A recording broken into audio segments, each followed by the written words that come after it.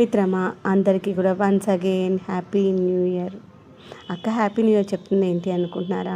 Happy new year అంటే మనకు వచ్చేటువంటి కొత్త సంవత్సరం ఈ రోజు నుండే ప్రారంభం. మన యొక్క కొత్త సంవత్సరం ఈ యొక్క ఉగాది పండుగతో ప్రారంభమవుతుంది. అందరికి కూడా ఉగాది పండుగ శుభాకాంక్షలు అండి. అందరము ఆయుష్ ఆరోగ్యాలతో ఆనందంగా ఐశ్వర్యంతో తులతూగాలని మనస్ఫూర్తిగా కోరుకుంటున్నాను.